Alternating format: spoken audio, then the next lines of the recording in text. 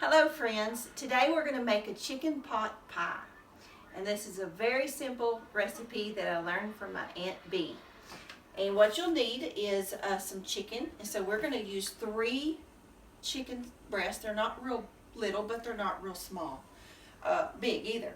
And then you're going to need 2 cups of milk, 2 tablespoons of butter, 2 tablespoons of flour, and you're going to need some mixed vegetables and a pie crust. We're not going to make our pie crust today. We're going to use a instant pie crust.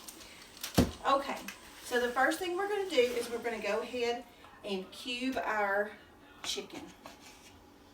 And we're going to put it in a skillet with some olive oil and go ahead and make that. And I like to trim off some of this fat because it's not good.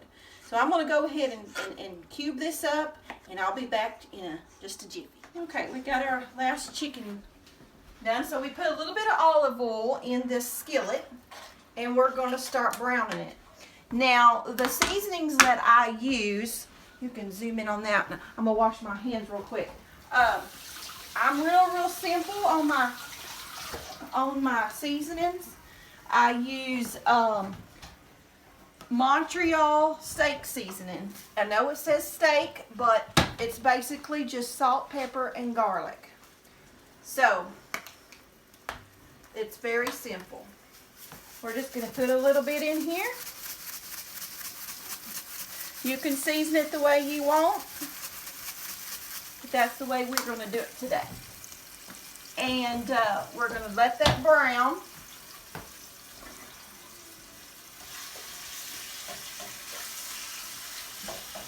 And while that's browning, we're going to start our filling. And to do that, we're going to need 2 tablespoons of butter. And we're going to melt it in this big pot.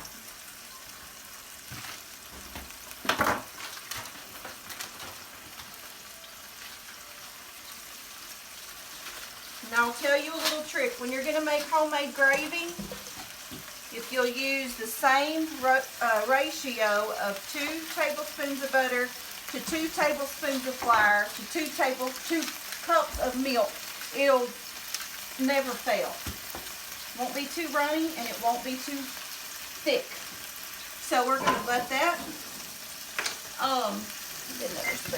we're going to get this to melted. And then we're going to add our flour. So when that melts, we'll come back. Okay, if you look down in this pot, you can see that the chicken is getting done and our butter is melted. So we're going to, since we put 2 tablespoons of butter in there, we're going to use 2 tablespoons of flour. And I use heaping spoons. Like that.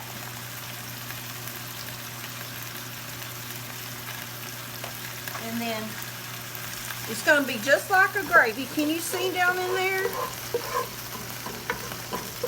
It just kind of turns like a paste.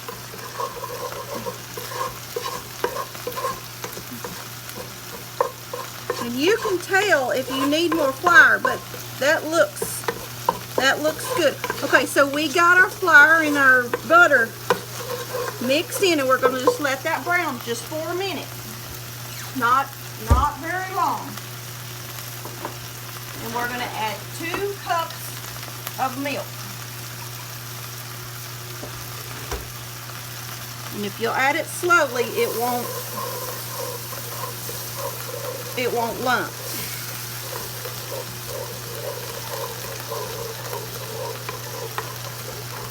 That's 1.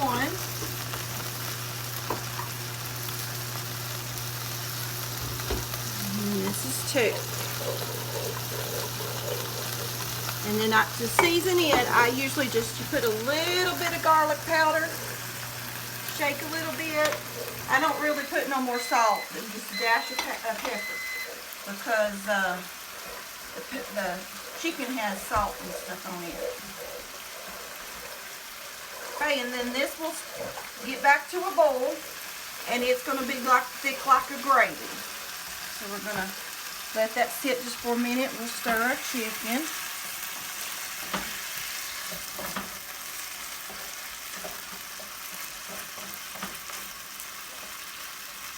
This is such an easy recipe that anybody can do it.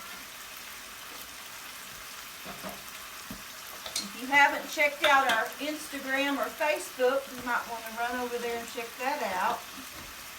We got some fun stuff over there.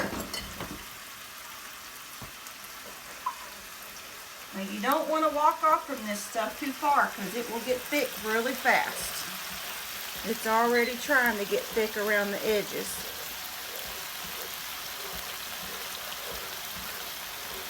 Let me get something out of this microwave for my husband. Not done yet, I don't think. Okay, can you see down in here? See how that's starting to get like a, it's not yet, but it's starting to get thicker than it was. The water is starting to get thicker. You just keep on stirring it and letting it cook till it gets a little thicker.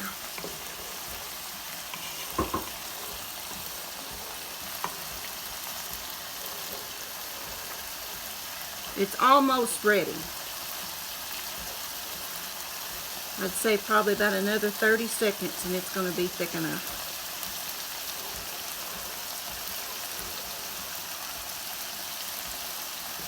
And it's good to use a flat-sided spoon like this so your gravy don't stick.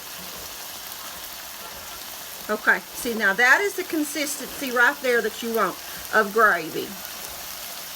So let's go ahead and just turn this off, and then we're going to finish our chicken. I'm going to go ahead and finish cooking this chicken till it's done, and then I'll show you the next step. Okay, I would say this chicken is done. So we're going to go ahead and turn it off. It just kind of brown, kind of toasted. And we're going to go ahead and put our vegetables in this gravy. See how thick that is? See how it's just like a gravy. It's thick. So we're going to go ahead and put our vegetables. This is a 2-pound bag, and we're going to use almost all of it. Okay, we're just going to pour it in there. That's about, I would say that we leave about 1/3 of the bag. And let's see how that turns out. You can just kind of look at it and see what the consistency you want. This is the consistency I want. Okay, just like that. Easy peasy. Okay, now I've got this, it's a large pie pan is what I use. And I sprayed it so my crust wouldn't stick. And then we just put that on in here. Because when you start baking this is going to get a little, it's not going to be this thick. Okay, because those vegetables are going to not be frozen anymore. Just put it in there like this. And we're going to take our chicken and we're going to put it on top.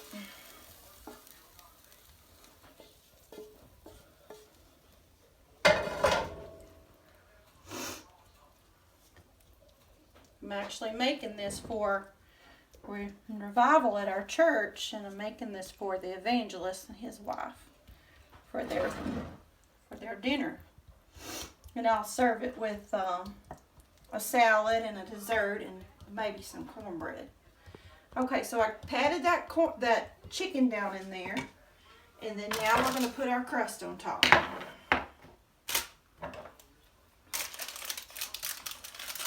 You can do a homemade crust, but the homemade crust that I have on further on down this channel, it is way too flaky for this pie.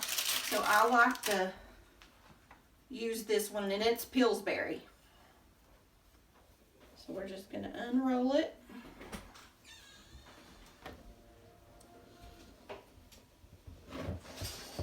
And I like this pan because it actually it bakes really, really pretty with those little scallops on the side. I just press that down so all of the scallops will show. And then I do some vents, and that makes it pretty too.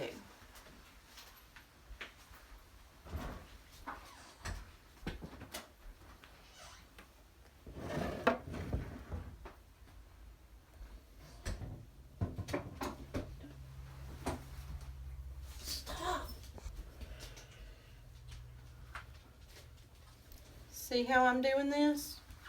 Just real easy. And then you can do whatever's design you want, but this is the way I usually do it. Okay, and then I will put it in I'm not going to bake this because I want them to bake it and it'll be fresh. So what I would do after this is put it in a 350 oven until this crust is golden brown and it's heated through. And that's how you make chicken pot pie. If you enjoyed this recipe, please like and subscribe, and we'll see you next time.